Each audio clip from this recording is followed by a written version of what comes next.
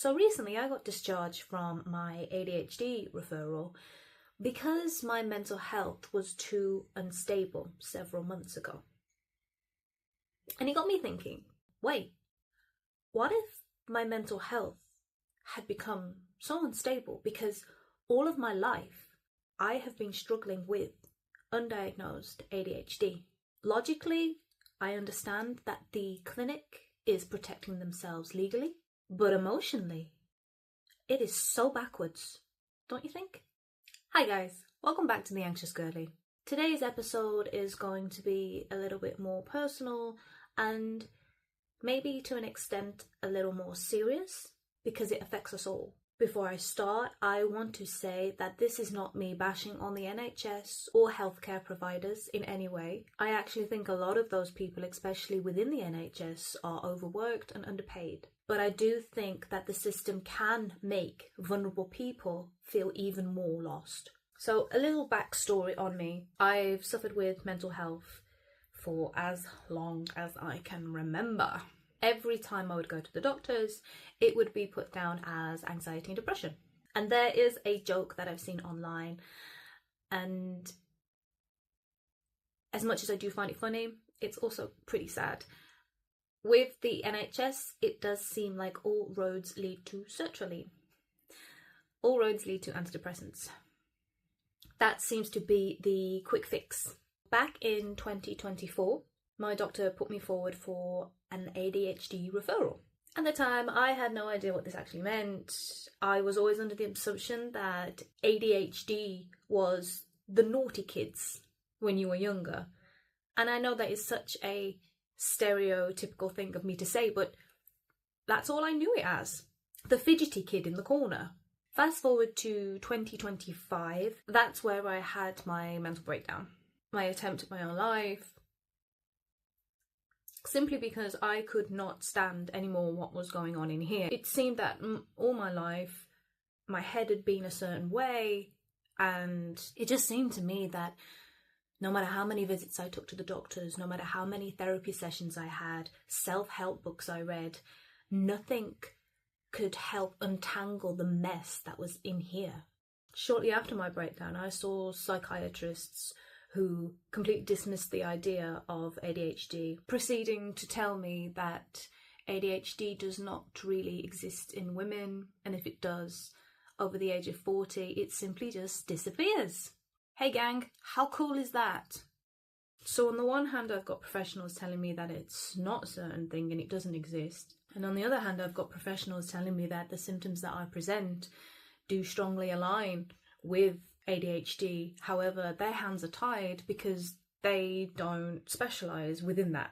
So it's a waiting game. I thought, okay, at least we're half in the right direction. It was only until a family friend and I'd done some more research that I found out about the right to choose. From my understanding, right to choose is private clinics chosen by the NHS that will take on your diagnosis. As long as you've chosen the right one, when it comes to medication, you can then be referred back to the NHS. I filled out all the forms, I applied for that.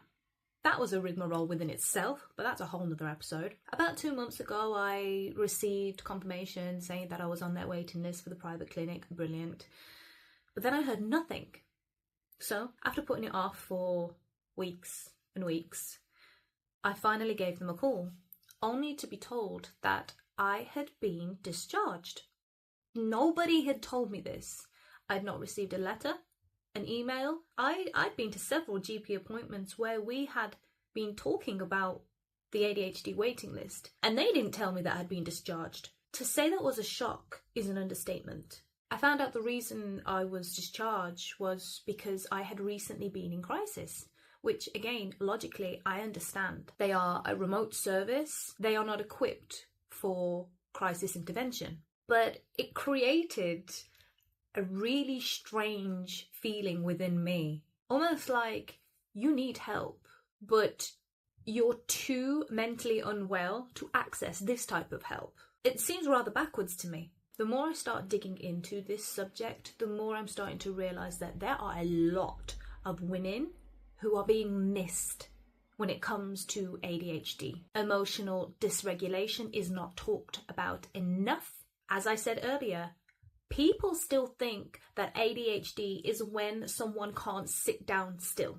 A lot of women with inattentive ADHD grow up feeling lazy, dramatic, emotional, too sensitive, too much, especially when trauma and anxiety get sprinkled on top of it. Hence why so many women just get diagnosed with anxiety, depression. What makes it so difficult is that there's an overlap.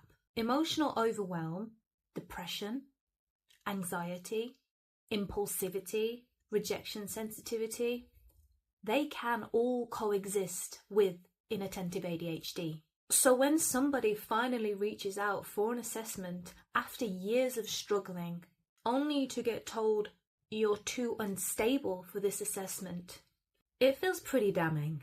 Now, I do understand why companies do this, especially those that aren't part of the NHS. Stabilisation must come first.